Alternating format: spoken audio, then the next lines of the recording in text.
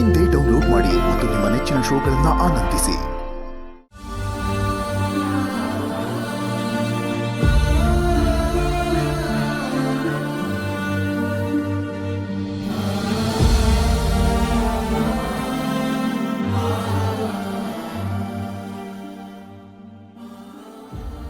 ನಿತ್ಯ,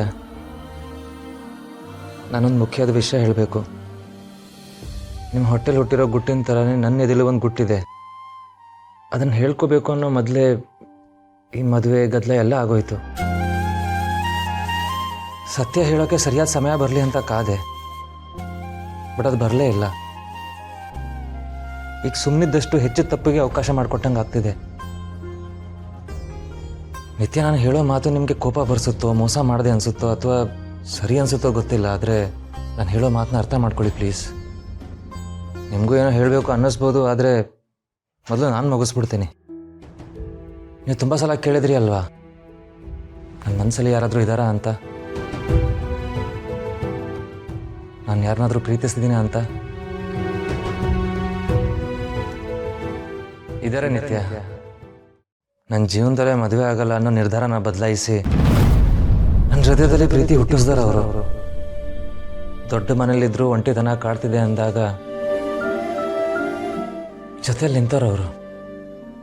ಅವ್ರ ಹತ್ರ ಪ್ರೀತಿ ಹೇಳ್ಕೋಬೇಕು ಅಂತ ತುದಿಗಾಲಲ್ಲಿ ನಿಂತಿದ್ದೆ.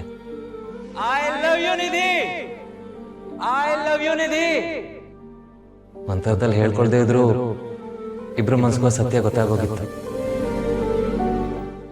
ಪ್ರೀತಿ ಅಂದರೆ ಹಾಗೆ ಅಲ್ವಾ ನಿತ್ಯ, ಹೇಳ್ದೇ ಇದ್ರು ಮನಸ್ಸು ಅರ್ಥ ಮಾಡ್ಕೊಬಿಡುತ್ತೆ. ಆದರೆ ನಿಮ್ಮ ಮದುವೆ ದಿನ ನಾನು ಸುಮ್ಮನೆ ಇದ್ದಿದ್ದೆ ಈ ಪ್ರೀತಿಗೆ ದೊಡ್ಡ ಸವಾಲಾಗ್ಬಿಡ್ತು. ಅವತ್ತು ನಾನು ನಿಮ್ಮ ಹತ್ರ ಈ ವಿಷಯ ಹೇಳ್ಕೋಬೇಕು ಅಂತ ಅಂದರೂ ಬಾಯಿಂದ ಯಾವ ಮಾತು ಬರಲಿಲ್ಲ. ಆದರೆ ಇವಾಗ ನಿಮ್ಮ ಹತ್ರ ಹೇಳ್ಕೊಳ್ಳೇಬೇಕು ನಿತ್ಯ. ನಾನು ಪ್ರೀತಿಸಿದ್ದು ಬೇರೆ ಇನ್ಯಾರನ್ನೂ ಅಲ್ಲ, ನಿಮ್ಮ ಜೊತೆಲೇ ಬೆಳೆದಿರೋ ಜೀವ, ನಿಮ್ಮೆಲ್ಲ ನೋವು ನಲಿವಲ್ಲಿ ಜೊತೆಲಿ ನಿಂತಿರೋ ನಿಧಿ. ನಿಮಗೆ ಸತ್ಯ ಅರ್ಥ ಮಾಡ್ಕೊಳ್ಳೋದಕ್ಕೆ ಕಷ್ಟ ಆಗ್ಬೋದು, ಬಟ್ ನಿಧಿಗೆ ನನ್ನ ಜೀವನದಲ್ಲಿ ಏನೇನಾಯಿತು ಅಂತ ಹೇಳೋದಕ್ಕೆ ನಿಮ್ಮ ಒಪ್ಪಿಗೆ ಬೇಕು. ನಿಧಿ ಕಣ್ಣಲ್ಲಿ ಕಣ್ಣೀರು ಹಾಕ್ಸೋಕ್ಕೆ ನಂಗೆ ಇನ್ನು ಇಷ್ಟ ಇಲ್ಲ. ಅವ್ರು ಇಷ್ಟು ದಿನ ಅನುಭವಿಸಿರೋ ನೋವೇ ಸಾಕು. ನಾನು ನಿಧಿ ಮುಖದಲ್ಲಿ ಮತ್ತೆ ನಗು ನೋಡಬೇಕು. ಯಾವುದನ್ನು ಬಚ್ಚಿಡದೆ ಎಲ್ಲ ಅವ್ರ ಮುಂದೆ ಹೇಳ್ಕೊಬಿಡ್ಬೇಕು. ಇದು ಒಂದ್ಸಲ ನನ್ನ ಜೊತೆ ನಿಂತು ನಂಗೆ ಸಹಾಯ ಮಾಡ್ತೀರಾ ಪ್ಲೀಸ್?